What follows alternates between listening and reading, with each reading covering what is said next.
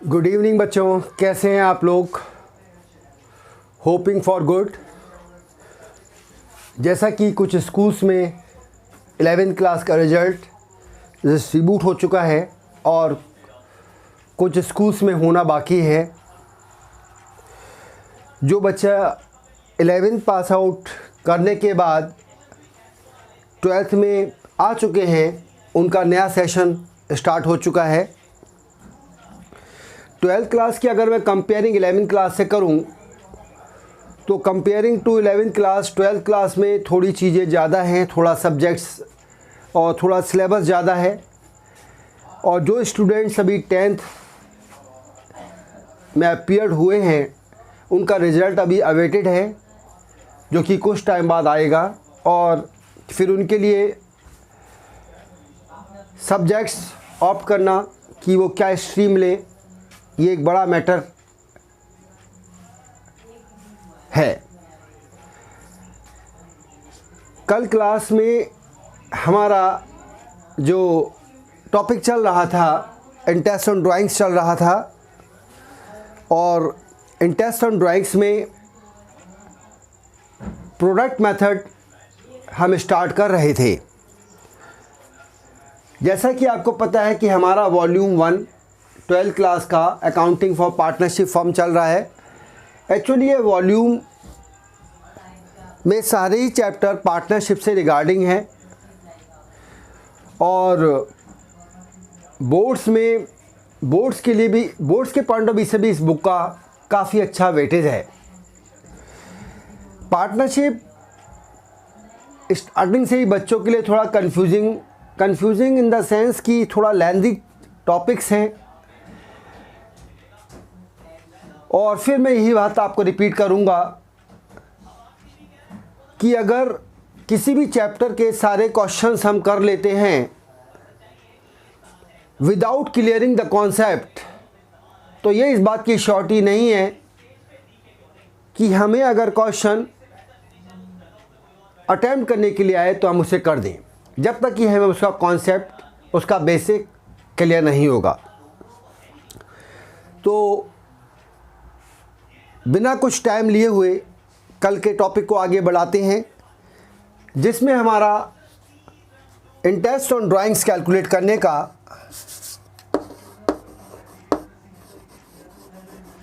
Interest on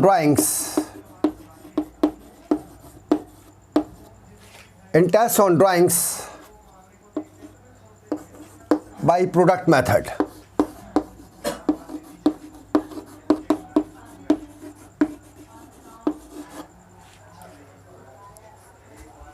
product method बच्चों question में तब यूज़ करा जाता है जब कोई पार्टनर डिफरेंट अमाउंट को डिफरेंट डेट्स पर विड्रू करता है फर्म से। इन that case product method is used. अब प्रोडक्ट मेथड में क्वेश्चन में आपको क्या गिवन होगा,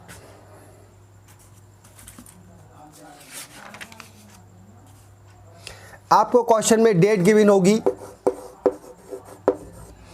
आपको अमाउंट गिवन होगा। बच्चों ये अमाउंट भी आपको गिवन है, डेट्स भी आपको गिवन है, ये भी गिवन है और ये भी गिवन है। डेट भी गिवन होगी, अमाउंट भी गिवन होगा। आपको सिर्फ क्वेश्चन में मंथ्स कैलकुलेट करना है और उसके बाद प्रोडक्ट निकालना है। प्रोडक्ट का फार्मूला होता है amount into months. Amount into months से आप प्रोडक्ट कैलकुलेट करते हैं और उसके बाद प्रोडक्ट का सम करते हैं। क्या करते हैं बच्चों, प्रोडक्ट का सम करते हैं और सीधे फार्मूला लगाते हैं interest on drawings is equal to product into rate upon 100 into 1/12 into 1/12। तो आपका interest on drawings by the product method calculate हो जाता है। अब बच्चों, अगर क्वेश्चन में, अगर एग्ज़ाम में question interest on drawings by product method आता है तो मैक्सिमम क्वेश्चन में क्या हो सकता है, आपको डेट्स डिफरेंट दी हो सकती हैं, अमाउंट डिफरेंट दिया हो सकता है, लेकिन मंथ्स कैलकुलेट करने का तरीका तो हर क्वेश्चन में एक ही होगा, प्रोडक्ट कैलकुलेट करने का तरीका भी हर क्वेश्चन में एक होगा, और इंटरेस्ट ऑन ड्राइंग्स निकालने का भी तरीका एक ही जैसा होगा। तो क्वेश्चन को अगर आप अच्छे से अटेम्प्ट करना चाहते हैं तो सबसे पहले चीज़ उस क्वेश्चंस के कॉन्सेप्ट पर और प्रैक्टिस पर ध्यान दीजिए। क्वेश्चन के कॉन्सेप्ट पर कि कॉन्सेप्ट क्या है बेसिकली क्वेश्चन का, और उसको प्रैक्टिस करिए। That's all, nothing more is required. 12th बच्चों का बोर्ड होता है और बोर्ड में अच्छा स्कोर करना बहुत ज़रूरी है, क्योंकि अगर आप आगे किसी अच्छे कॉलेज को चूज़ करना चाहते हैं या किसी कॉम्पिटिटिव एग्ज़ाम्स के लिए जाना चाहते हैं, जैसे कि कॉमर्स स्ट्रीम के बच्चों का ड्रीम जॉब होता है, ड्रीम प्रोफेशन होता है चार्टर्ड अकाउंटेंट बनना, कंपनी सेक्रेटरी बनना, CMA बनना, तो इसको करने के लिए सबसे इम्पॉर्टेंट है कि अपने बेस को from the very beginning strong करते हुए चलिए। तो ये बच्चों प्रोडक्ट मेथड आया। न्यूमेरिकल पार्ट हम बाद में सॉल्व करेंगे। इसमें हमने आपको स्टार्टिंग में प्रॉफिट एंड लॉस का ट्रीटमेंट, पार्टनर्स कैपिटल अकाउंट का ट्रीटमेंट, इंटरेस्ट ऑन ड्राइंग्स का treatment by both the method, ये आपको बताया। अब बच्चों थोड़ी सी चीज़ इम्पॉर्टेंट क्या है, ये मैं आपको मतलब थोड़ी सी चीज़ इम्पॉर्टेंट करने का मतलब इंटरेस्ट ऑन ड्राइंग्स में बच्चा कहाँ कंफ्यूज होता है। इंटरेस्ट ऑन ड्राइंग्स में सबसे इम्पॉर्टेंट चीज़ है, सपोज करिए mister A withdrew rupees 30,000, withdrew rupees 30,000 from the firm, rate of interest is 10% per annum, rate of interest is 10% per annum. अब बच्चों अगर मैं 30,000 रुपीज़ का 10% सॉल्व करता हूँ तो this will give me rupees 3,000। Are you getting the point? 30,000 का 10% is equal to 3,000। But in that question with the rate of interest 10% per annum is given. In that case interest on drawings will be calculated for 6 months only on the average basis. That is the rule. यानी कि question में अगर आपको एक partner का drawings का amount और rate of interest per annum word के साथ दी है, पर एनम वर्ड के साथ दी है, तो आप हमेशा रेट ऑफ बच्चों तो आप हमेशा इंटरेस्ट ऑन ड्राइंग्स जो कैलकुलेट करोगे वो 6 मंथ का ही करोगे। लेकिन अगर क्वेश्चन में किसी पार्टनर का ड्राइंग्स का अमाउंट दिया है लेकिन रेट के साथ पर एनम वर्ड नहीं दिया है, यानी सिर्फ 10% दिया है, इन दैट केस आप टाइम फैक्टर को इग्नोर करोगे। Are you getting my point बच्चों? यहाँ बहुत कंफ्यूजन होता है। I have seen many students who made the mistake in this situation. 30,000 rupees withdrawn by A at the rate of interest 10% per annum. Then how much will be the interest on drawings? In that case 30,000 is the amount of drawings. 30,000 into 10 upon 100 into 6 by 12, this will give me 1,500 rupees. This is the correct answer. Another question, Mr. A withdrew 30,000 rupees at the rate of interest 10%. If only 10% is given, per annum is not given, then the amount of interest on drawings will be 30,000 into 10 upon 100 is equal to 3,000. That is the correct answer. तो ये चीज़ ध्यान रखनी है, कहाँ पर हमें time factor consider करना है बच्चों, जहाँ रेट ऑफ इंटरेस्ट के साथ पर एनम वर्ड दिया है. जहाँ रेट ऑफ इंटरेस्ट के साथ पर एनम वर्ड नहीं दिया है, you will ignore time factor. Are you getting the point? एक क्वेश्चन देखते हैं बच्चों इस पे based.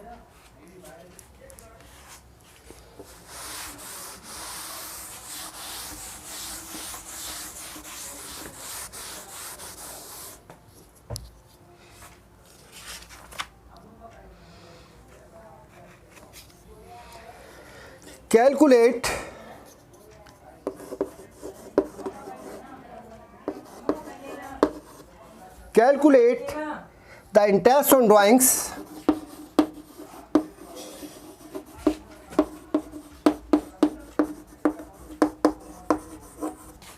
of Mr. X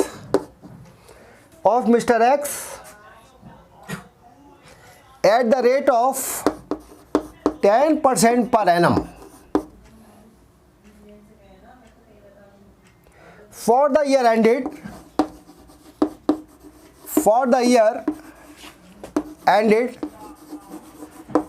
31st March 2010 in each of the following condition. In each of the following condition.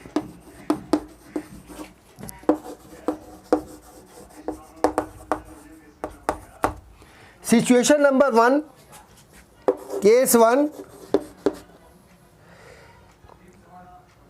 if his drawings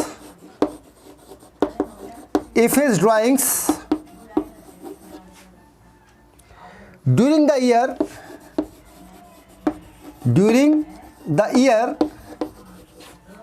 was rupees 30,000, and case 2,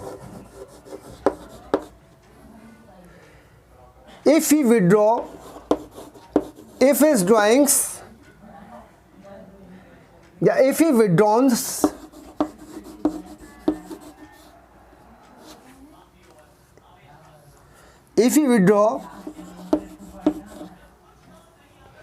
rupees 2,500 per month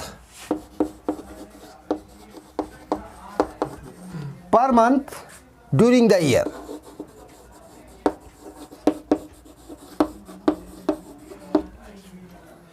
बेटा question क्या है, mister x का interest on drawings calculate करना है eight the rate of 10% per annum for the year ended 31st March 2010 in each of the following condition.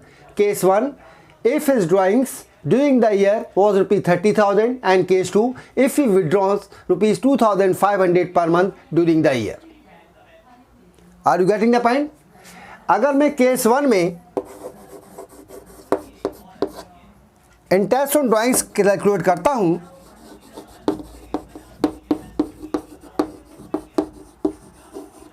ये इसका answer है case 1 का. अगर मैं केस 1 में इंटरेस्ट ऑन ड्राइंग्स कैलकुलेट करता हूं बच्चों,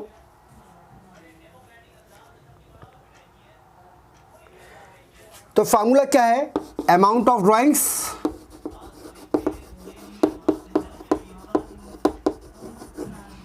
इनटू रेट अपॉन 100. अब ध्यान दीजिए बच्चों, रेट ऑफ इंटरेस्ट के साथ पर एनम वर्ड दिया है, रेट ऑफ इंटरेस्ट के साथ पर एनम वर्ड दिया है, तो आपको क्वेश्चन में क्या करना पड़ेगा, टाइम फैक्टर को कंसीडर करना पड़ेगा 6/12, यानी कि amount of drawings is 30,000 rate is 10% into 6/12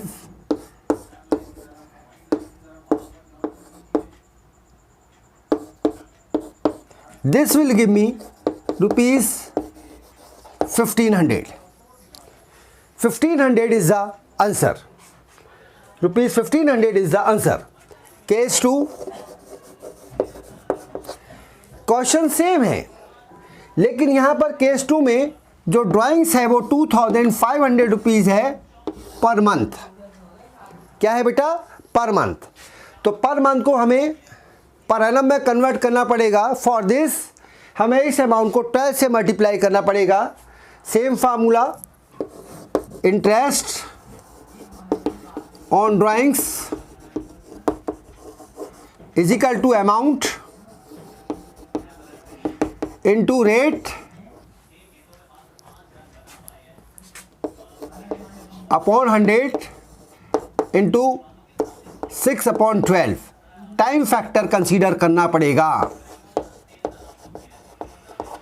तो बेटा 2500 के हिसाब से, 2500 पर मंथ के हिसाब से अगर मैं फुल ईयर का अमाउंट ऑफ ड्राइंग्स कैलकुलेट करूं, सो मुझे इस 2500 को 12 से मल्टीप्लाई करना पड़ेगा। तो ये हुआ 2500 इंटू 12 इंटू रेट क्या है बच्चों? 10% इंटू 6/12। तो 2500 multiply by 2 multiply by 12, this will give me 30,000 rupees. This will give me 30,000 rupees. 62250000। तो बच्चों आंसर क्या आ गया इस क्वेश्चन का? इस क्वेश्चन का आंसर भी कितना होगा बेटा? 1500। कितना होगा? 1500। Are you getting the point? 12 multiply by 25। Are you getting the point? Rate 10/100, 6 2 जा 2 5 जा, ये 00, 16 और 25, 16 एंड 25।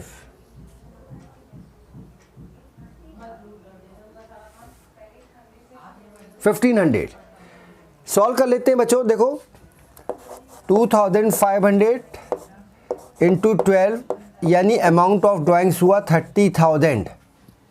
ओके बच्चों, 30,000 का 10/100 इंटू 6/12 अगर मैं करता हूँ,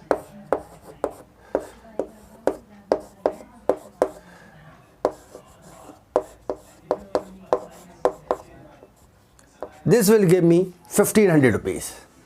Are you getting the point? अब सवाल ये आता है कि हमें टाइम फैक्टर कंसीडर क्यों करना है। मतलब दो सिचुएशन बन गई। अगर रेट ऑफ ड्राइंग्स के साथ, अगर rate of interest on drawings के साथ पर एनम वर्ड है तो टाइम फैक्टर कंसीडर करना होगा।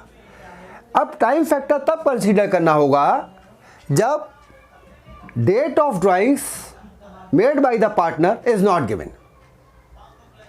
अब अगर मैं इसके सेकंड कंडीशन के बारे में देखूं तो यहां पर सारी चीजें सेम है बच्चों। आगे बढ़ते हैं बच्चों थोड़ा सा।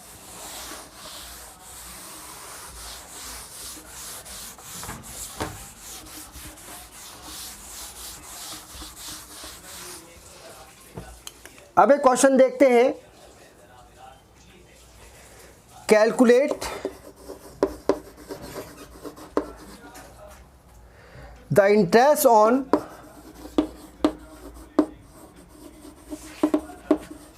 X drawings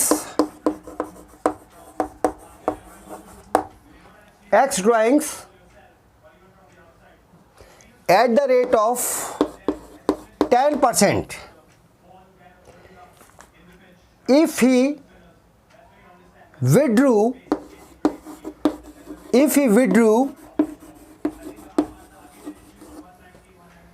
rupees 2,500,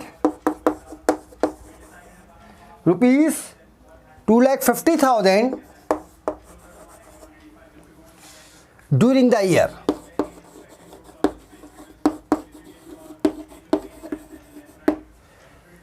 mister x का ड्राइंग्स कैलकुलेट करना है। अगर rate of interest on drawings 10% है, look 10% per annum what is not given. So in that case you will not consider time factor. You will calculate the interest on drawings directly by putting the formula that I am going to explain. Interest on drawings of Mr. X is equal to amount of drawings into rate upon 100, यानी कि 2,50,000, rate is 10%, 10 upon 100, this will give me 25,000. That is the answer. Are you getting my point बच्चों? ये थोड़ा सा interest on drawings के case में आपको बेटा कंसीडर करना पड़ेगा। अब मुझे आप बताओ, इतनी सी चीज़, इतना सा कॉन्सेप्ट आप 1, 2, 3 या 5 क्वेश्चन करके भी कर सकते हो। अगर यही कॉन्सेप्ट आप पूरे बुक के सारे क्वेश्चन सॉल्व करके भी कर सकते हो। मान लीजिए कोई टॉपिक आप लेते हैं, उस टॉपिक पर आपको, उस टॉपिक पर बेस्ड आपको 30 क्वेश्चन बुक में गिवन है, तो आई डोंट थिंक कि 30 questions of the same nature आपको करने हैं। अगर आपको कॉन्सेप्ट क्लियर है, आपने चीज़ को समझ लिया है, क्वेश्चन के करने के ढंग को समझ लिया है, तो आप नेक्स्ट टॉपिक उस चैप्टर के रिगार्डिंग ले सकते हैं। आगे बढ़ते हैं बच्चों।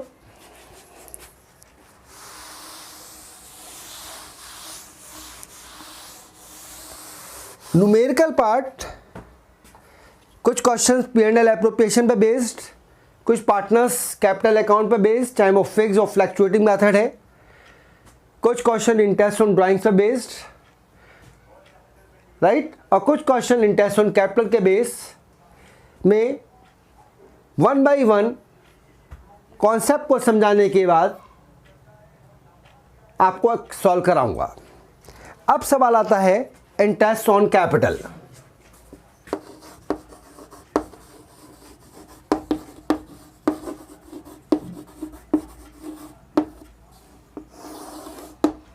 ये टॉपिक भी बहुत इंपॉर्टेंट है। इंटरेस्ट ऑन कैपिटल बच्चों is always calculated on opening capital. Interest on capital is calculated on opening capital.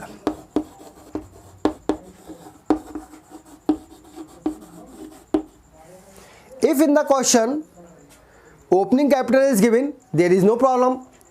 But if in the question opening capital is not given, first of all we will have to calculate opening capital. How to calculate opening capital? I am going to explain how to calculate the opening capital in the question if in the question opening capital is not given. How to find out opening capital?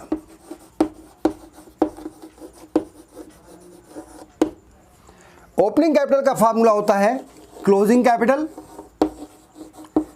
जो आपको question में given होगी, plus losses. Closing capital जो आपको question में आपको given होगी बेटा, क्लोजिंग कैपिटल के बाद इसमें लॉसेस को प्लस करना है, प्लस करना है ड्राइंग्स को,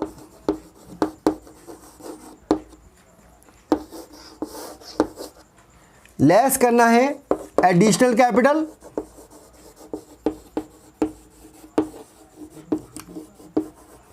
और लेस करना है एडिशनल कैपिटल को, और लेस करना है प्रॉफिट्स को।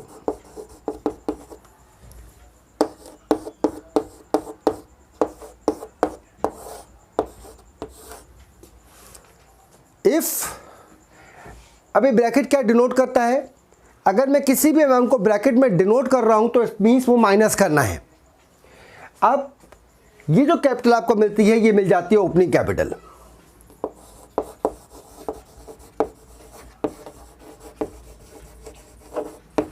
ये कैपिटल आपकी कहलाती है बच्चों opening capital. It means to find out the opening capital, the capital which is given on 31 March लिखनी है, लॉसेस को प्लस करना है, ड्राइंग्स को प्लस करना है, एडिशनल कैपिटल को माइनस करना है, प्रॉफिट्स को माइनस करना है, then you will find out opening capital. Is it clear बच्चों?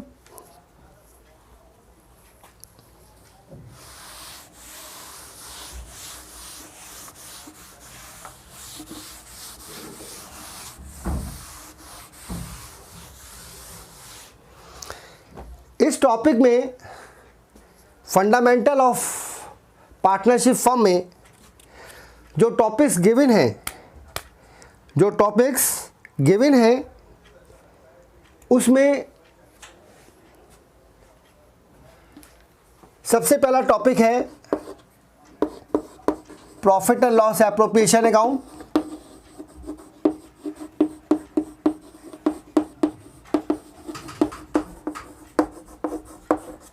दूसरा टॉपिक है पार्टनर्स कैपिटल अकाउंट,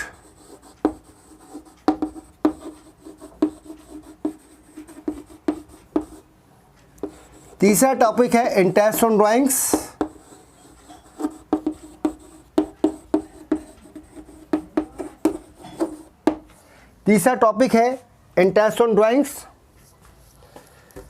चौथा टॉपिक है बच्चों इंटरेस्ट ऑन ड्राइंग्स के बाद चौथा टॉपिक है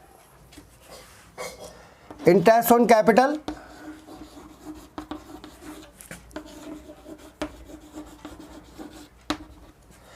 उसके बाद टॉपिक है बेटा interest on loan,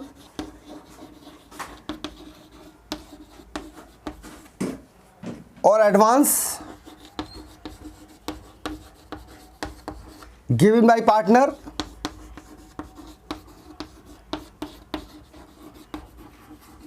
to the firm. इसके बाद टॉपिक है सैलरी एंड कमीशन, सैलरी और कमीशन। इसके बाद टॉपिक है बेटा पास एडजस्टमेंट्स,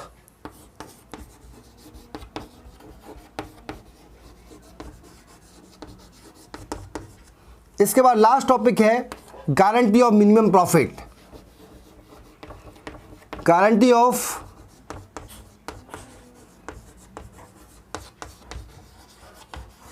मिनिमम प्रॉफिट।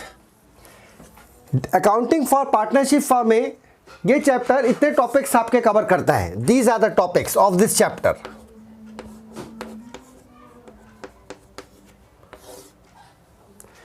अब इसमें क्या है, अगर मैं profit and loss appropriation account बताता हूं, उसके बाद प्रॉफिट एंड लॉस एप्रोप्रिएशन के बाद partners capital account, just next concept है interest on drawings, interest on capital, interest on loan और advance given by the partner to the firm, salary और commission, past adjustments, guarantee of minimum profits. तो बेटा सबसे पहले हम इन topics के steps को समझते हैं। स्टेप्स का मतलब बेसिकली ये जो टॉपिक्स हैं वो क्या हैं। P&L एप्रोप्रिएशन हमने समझा, पार्टनर्स कैपिटल अकाउंट हमने समझा, इंटरेस्ट ऑन ड्राइंग्स हमने समझा, इंटरेस्ट ऑन कैपिटल कैसे कैलकुलेट होता है ये हमने समझा, इंटरेस्ट ऑन लोन और advance given by the partner to the firm. ये लास्ट क्लास में कल मैंने आपको समझाया था कि अगर फर्म किसी पार्टनर से कुछ पैसा एडवांस लेती है एज ए लोन, तो ये उस फर्म के ऊपर एक चार्ज होता है, और इस केस में फर्म उस पार्टनर को at the rate of 6% interest देती है, जो कि चार्ज है। यानी charge is something like which is mandatory to pay by the firm to the partner if the firm suffers loss. Are you getting my point? उसके बाद salary और commission का पॉइंट है, क्योंकि कोई partner as a active partner अगर firm में काम करता है तो फर्म उसको सैलरी या कमीशन देती है। पास एडजस्टमेंट्स हैं और गारंटी ऑफ मिनिमम प्रॉफिट्स हैं। बच्चों P&L appropriation account, partners capital account, interest on drawings, interest on capital, ये तो बहुत ही इंपॉर्टेंट टॉपिक हैं, वेरी वेरी इंपॉर्टेंट टॉपिक्स हैं ये, P&L एप्रोप्रिएशन अकाउंट और पार्टनर्स कैपिटल अकाउंट। उसके बाद पास्ट एडजस्टमेंट और गारंटी ऑफ मिनिमम प्रॉफिट से भी क्वेश्चन बनता है, ये भी आपका बहुत इंपॉर्टेंट है, past adjustment and guarantee of minimum profit. और बाकी जो ट्रीटमेंट है जैसे सैलरी और commission, interest on loan, interest on capital, ये P&L एप्रोप्रिएशन, यानी जो भी कोई क्वेश्चन एग्जाम में आएगा वो इन सारे पॉइंट्स को लेकर आएगा। यानी क्वेश्चंस में P&L एप्रोप्रिएशन अकाउंट आपको बनाना सीखना है, पार्टनर्स कैपिटल अकाउंट आपको बनाना सीखना है by the fixed method and by the fluctuating method.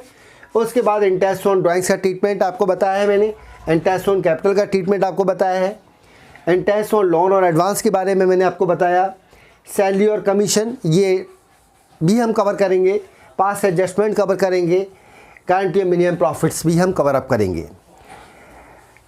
अब सवाल आता है कि अगर हम अकाउंट्स फॉर पार्टनरशिप फॉर्म कर रहे हैं, वॉल्यूम 1 का पहला पार्ट कर रहे हैं, इसके बाद valuation of goodwill next topic है, नेक्स्ट चैप्टर है, उसके बाद change in profit sharing ratio third chapter है, fourth chapter admission of partner है, fifth chapter retirement of partner है, रिटायरमेंट ऑफ पार्टनर और डेथ ऑफ पार्टनर एक ही टॉपिक में दिया है, और लास्ट है डिसोल्यूशन ऑफ द फर्म। तो बेटा जो क्वेश्चन का पैटर्न काफ़ी लंबे टाइम से ऑब्जर्व करा गया है, उन क्वेश्चंस में जनरल एंट्रीज भी पूछी जाती हैं। जनरल एंट्री पे बच्चा ध्यान नहीं देता, वो सीधे उसके दिमाग का में ये माइंडसेट होता है कि क्वेश्चन में जनरल एंट्री नहीं पूछी जाती, लेकिन क्वेश्चन जनरल एंट्री बेस आ जाता है।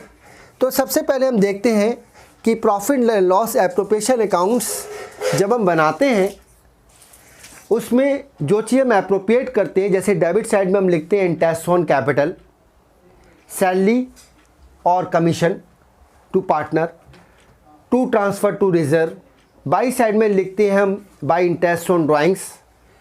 तो इन सब की जनरल एंट्री, इन सब चीज़ों को आप जनरलाइज कैसे करेंगे, ये सबसे इम्पॉर्टेंट है। सो सी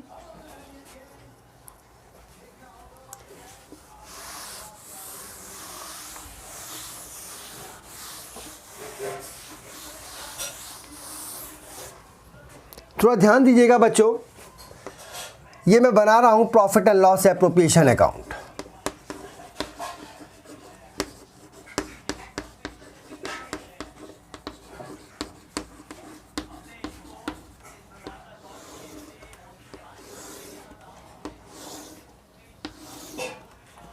debit amount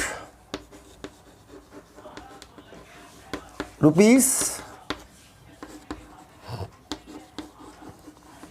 credit amount rupees और पर्टिकुलर्स।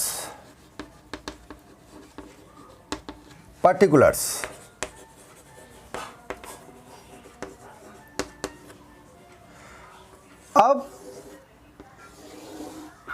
चूंकि P&L एप्रोप्रिएशन अकाउंट का नेचर नॉमिनल अकाउंट की तरह होता है, और नॉमिनल अकाउंट का रूल हमें पता ही है कि debit all the expenses and losses, credit all the incomes and gains होता है। तो यहाँ पर फर्म पार्टनर को जो भी कुछ दे रही है वो फर्म के हिसाब से उसका खर्चा है, एक्सपेंस है। क्या क्या चीज़ दे सकती है? To interest on capital, suppose करिए ए और बी दो पार्टनर्स हैं, टू सैलरी और remuneration,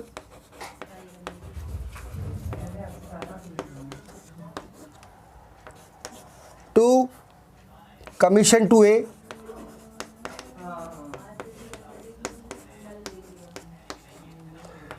to transfer to reserve,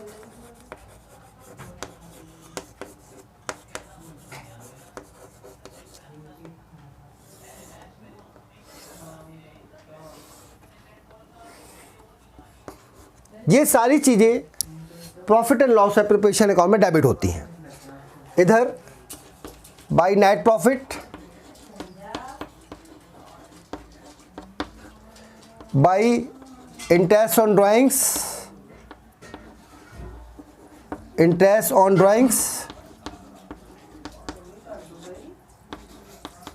मान लीजिए ए और बी दोनों ने ड्राइंग्स करा है, वो अमाउंट आ जाएगा और इसको हम क्लोज कर देंगे।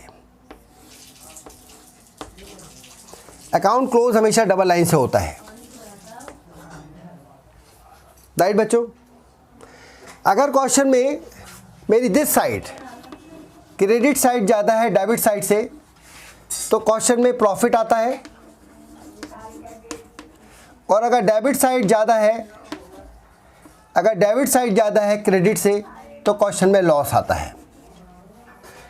अगर क्रेडिट साइड ज़्यादा है तो to profit transferred to partners capital / current account. Capital और करंट अकाउंट का भी लॉजिक बच्चों में बता चुका हूँ।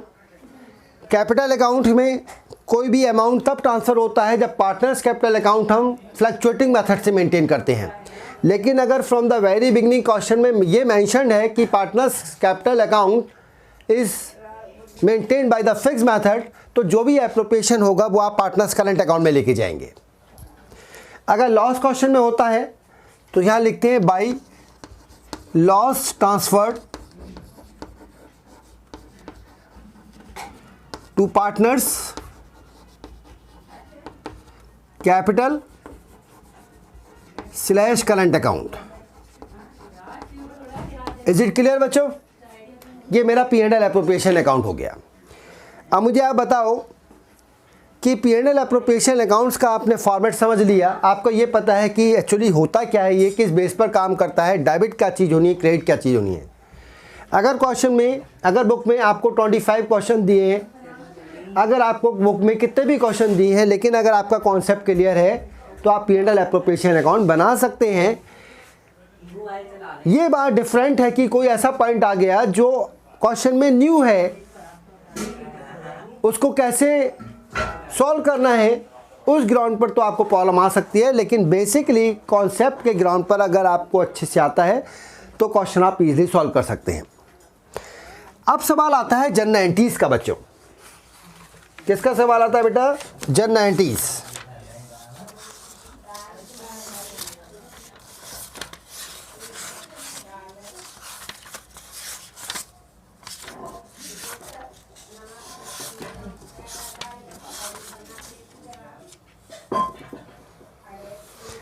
अब देखते हैं बच्चों,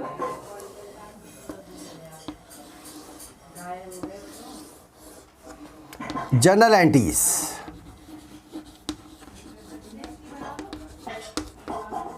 relating to profit and loss appropriation account।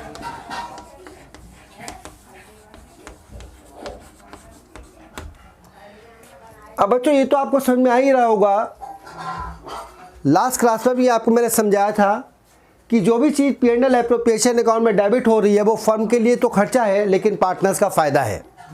इसलिए P&L एप्रोप्रिएशन अकाउंट में वो चीज़ डेबिट होगी तो पार्टनर्स कैपिटल अकाउंट में क्रेडिट होगी। जो चीज़ P&L एप्रोप्रिएशन अकाउंट में क्रेडिट हो रही है, यानी अगर वो फर्म का फ़ायदा है, तो पार्टनर्स के अकाउंट में डेबिट होगी, पार्टनर्स के अकाउंट में डेबिट होगी। तो कौन कौन सी जनरल एंट्री हमें P&L एप्रोप्रिएशन अकाउंट से रिलेटेड दी हो सकती हैं वो देखते हैं। सबसे पहले एंट्री है इंटरेस्ट ऑन कैपिटल की। सबसे पहली एंट्री है बच्चों इंटरेस्ट ऑन कैपिटल की, राइट बच्चों। अब सीधी सीधी बात है, P&L एप्रोप्रिएशन अकाउंट में मैंने इंटरेस्ट ऑन कैपिटल को क्या कर रखा है? डेबिट कर रखा है। Profit and loss appropriation account में मैंने इंटरेस्ट ऑन कैपिटल को डेबिट कर रखा है। तो मेरी समझ में आ गया कि P&L एप्रोप्रिएशन अकाउंट में इंटरेस्ट ऑन कैपिटल को डेबिट करने का मतलब यह है कि फर्म का नुकसान है। तो जब कोई चीज़ एक का नुकसान होती है तो कॉरस्पॉन्डिंग वो दूसरे का फ़ायदा होती है, यानी पार्टनर्स कैपिटल अकाउंट में वो चीज़ कहाँ जानी चाहिए? क्रेडिट साइड में। तो क्या एंट्री बन जाएगी बच्चों? Interest on capital account debit to partners capital / current account. बच्चों बात समझ में आ रही है? देखो फिर मैं आपको रिपीट कर रहा हूँ एक बात कि पकड़ अपनी कॉन्सेप्ट पे बनाइए, कॉन्सेप्ट पे। आप क्वेश्चंस के अंदर ही उसका सॉल्यूशन छुपा होता है, लेकिन हम उसे नहीं समझ पाते। सीधी सीधी बात है कि अगर कोई चीज़ मेरे लिए खर्चा है तो दूसरे के लिए फ़ायदा है।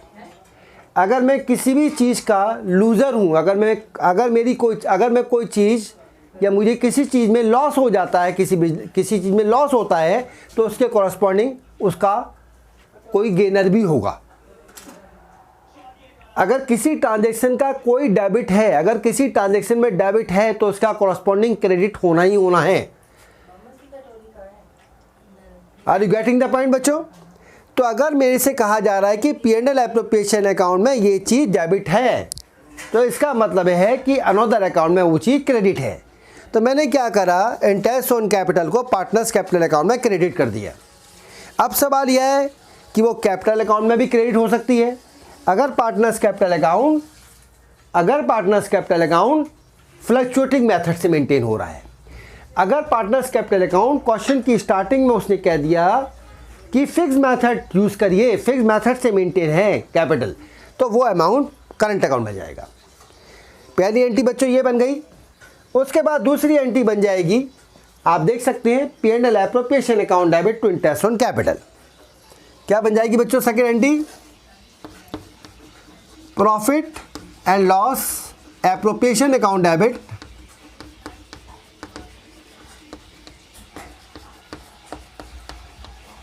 To interest on capital account. पहला ट्रीटमेंट P&L एप्रोप्रिएशन के रिगार्डिंग कि इंटरेस्ट ऑन कैपिटल की क्या एंट्री बनेगी। तो पहली entry interest on capital account debit to partners capital / current account, और second entry P&L appropriation account debit to interest on capital account. Are you getting the point बच्चों? आगे बढ़ते हैं।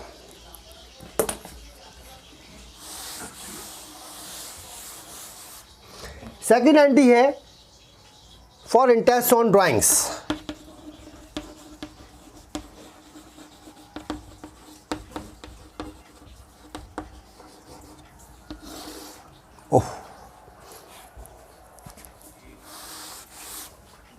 For interest on drawings.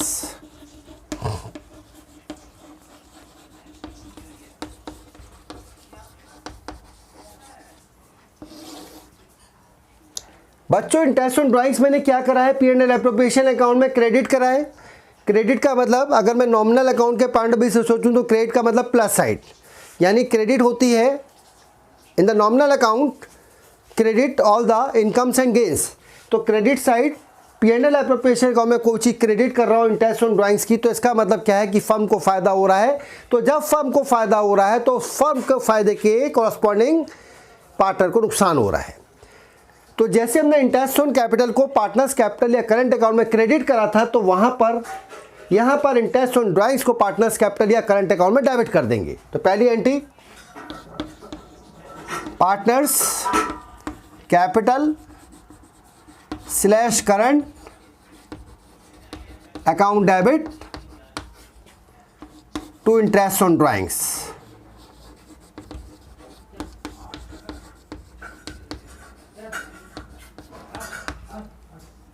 अब यहां देखिए बच्चों, interest on drawings P&L appropriation account में क्या यहां लिखा है, क्रेडिट साइड में, यानी P&L appropriation account is credited with the interest on drawings.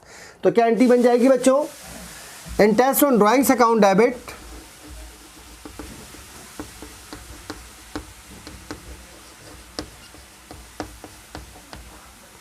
To profit and loss appropriation account.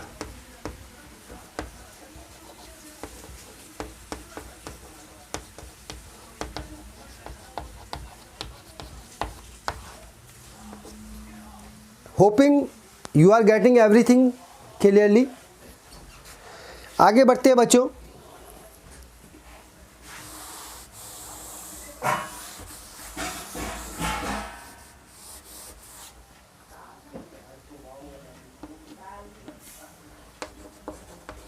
Next accounting treatment regarding the P&L appropriation account is partner salary commission.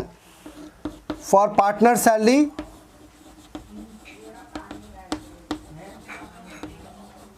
और commission,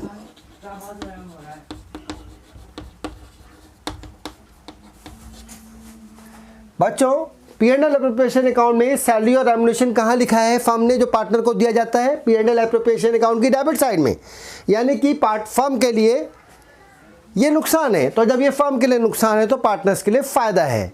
जब partners के लिए फ़ायदा है तो salary और commission कहाँ पहुँच जाएगा? पार्टनर्स कैपिटल अकाउंट में, क्रेडिट साइड में। एंट्री क्या बन जाएगी? Salary / commission account debit to partners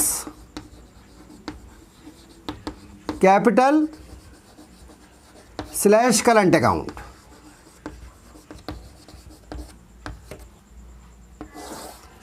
अब P&L एप्रोप्रिएशन अकाउंट में सैलरी और रेम्युनरेशन क्या है? सैलरी और रेम्युनरेशन या कमीशन क्या है? किस साइड लिखा है? डेबिट साइड में। तो एंट्री क्या बन जाएगी? Profit and loss appropriation account debit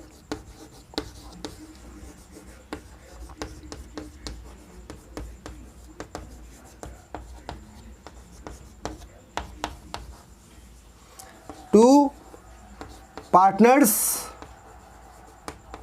salary / commission account, partner salary / remuneration account.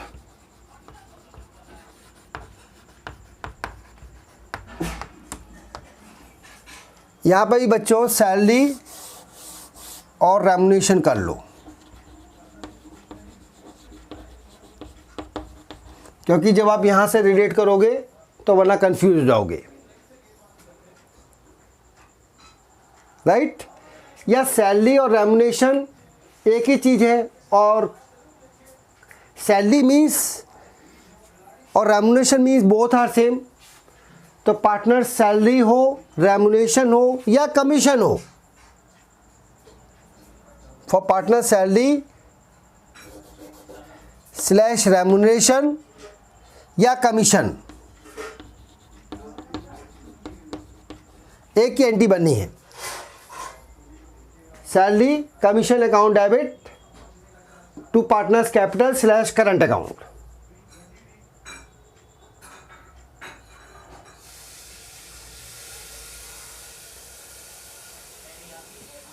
ठीक है, पार्टनर्स कर लो यहाँ पे, पार्टनर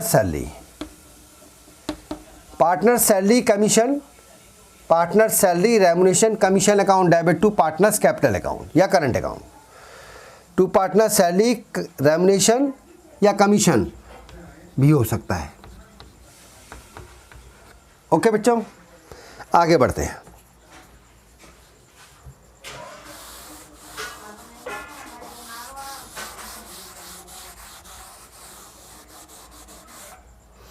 अब यहाँ पे मैंने अपने प्रॉफिट का कुछ पार्ट ट्रांसफ़र करा रिजर्व में, अपने प्रॉफिट का कुछ पार्ट ट्रांसफ़र करा रिजर्व में, जो किसी भी यूज़ के लिए फर्म यूज़ कर सकती है।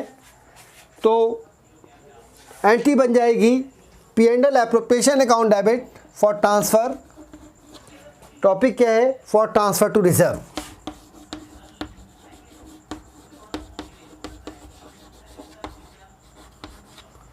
क्या एंट्री बन जाएगी? P&L appropriation account debit, P&L appropriation account debit किससे? टू ट्रांसफ़र टू रिजर्व से। तो एंट्री बन गई profit and loss appropriation account debit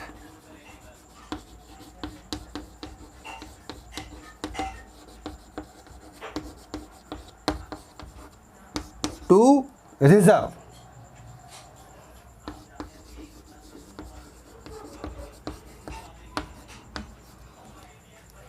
अब बच्चों P&L एप्रोप्रिएशन अकाउंट में या तो प्रॉफिट होगा या लॉस होगा।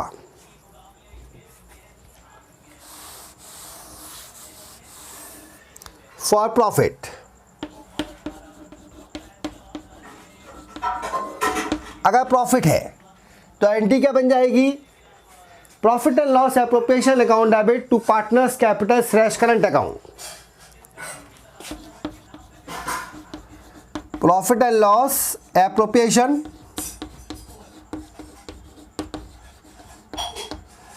Account debit to partners capital slash current account. Okay बच्चों, अब इसके कॉरस्पॉन्डिंग अगर फर्म को लॉस हो रहा है तो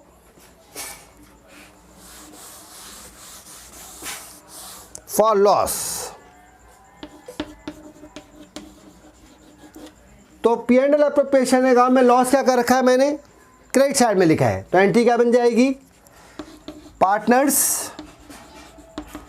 capital slash current account debit to profit and loss appropriation account.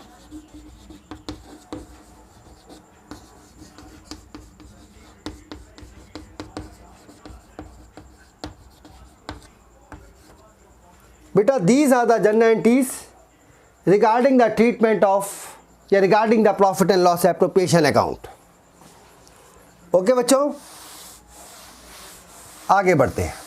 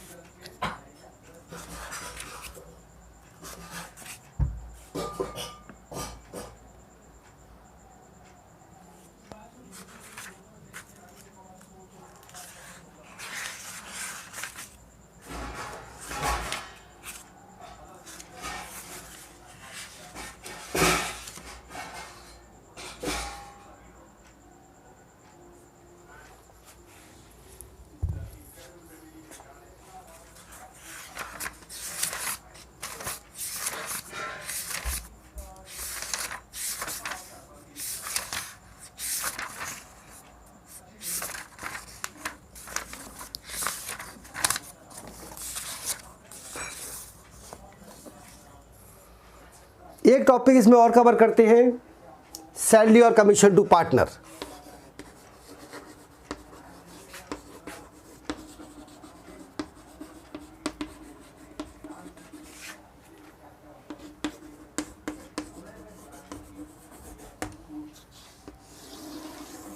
बच्चों सैलरी का ट्रीटमेंट तो आपको पता ही है कि किसी भी फर्म के लिए पार्टनर को सैलरी देना उसके लिए खर्चा है, तो P and L appropriation account में डेबिट होगी और पार्टनर्स कैपिटल अकाउंट में या करंट अकाउंट में वो क्रेडिट होगी।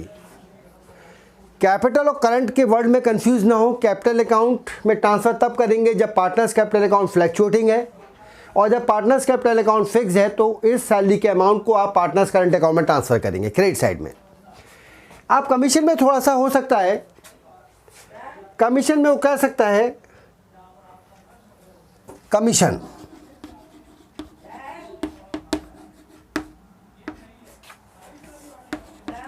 To partner. अब कमीशन में दो चीजें हो सकती हैं, या तो वो दे सकता है बिफोर चार्जिंग कमीशन,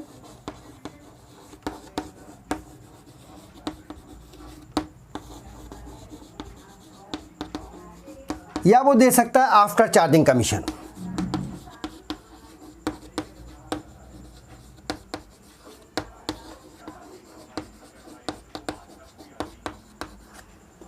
अगर before charging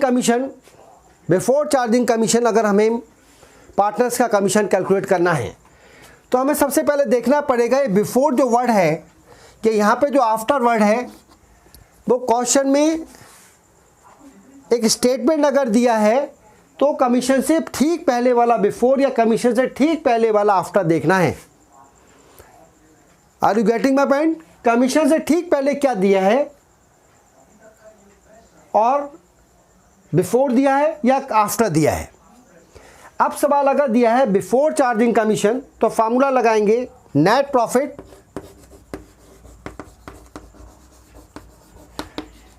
before commission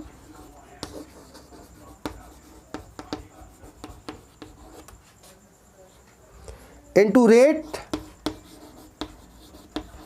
upon 100। अगर बिफोर चार्जिंग कमीशन दिया है तो net profit before commission into rate of commission upon 100। अगर आफ्टर चार्जिंग कमीशन दिया है, आफ्टर चार्जिंग कमीशन दिया है तो फार्मूला क्या बनेगा, इसे रब करता हूं बच्चों।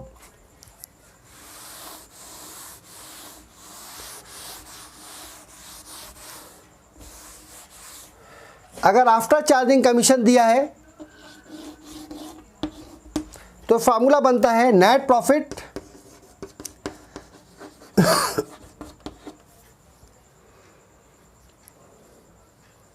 बिफोर कमीशन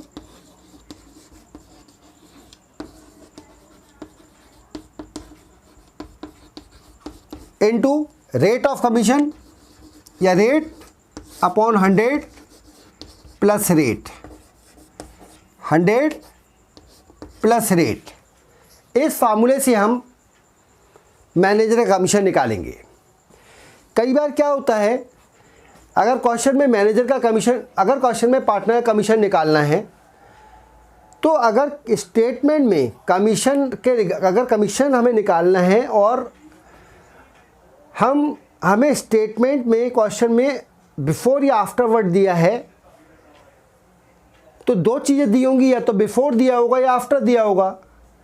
तो हमें ये देखना है कि कमीशन से जस्ट पहले का वर्ड क्या है, कमीशन से पहले बिफोर है या कमीशन से पहले आफ्टर है। उसके हिसाब से हमें पार्टनर का कमीशन कैलकुलेट करना है।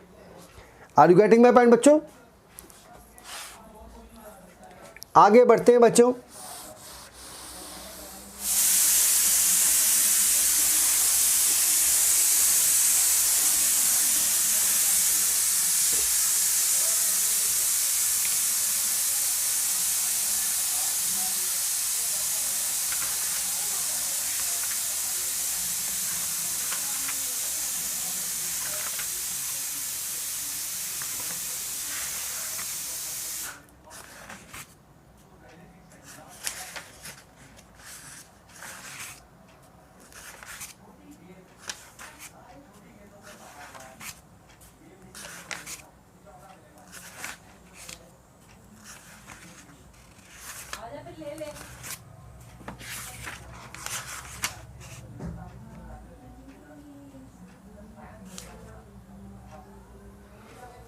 अब अगर मैं सैलरी और कमीशन टू पार्टनर की बात करूं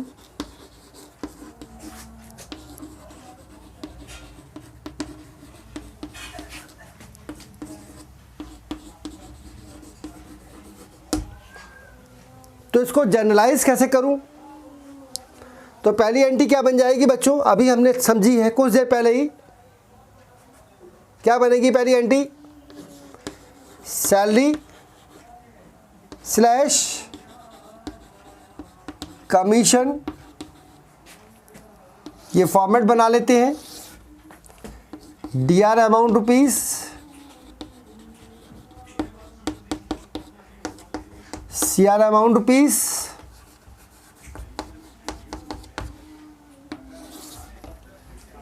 और ये हमारा हो जाता है पर्टिकुलर्स।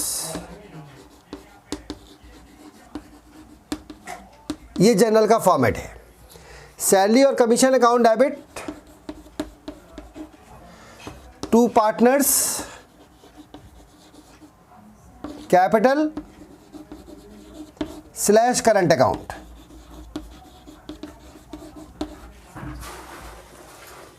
पहली एंट्री। दूसरी एंट्री अमाउंट यहां मेंशन कर देंगे।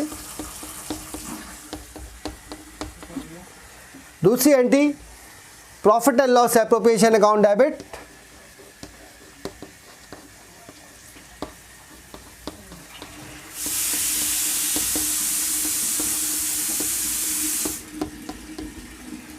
To partner salary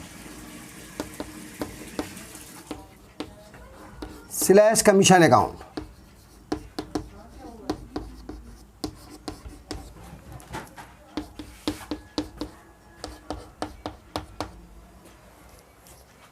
are you getting my point बच्चों? Partner salary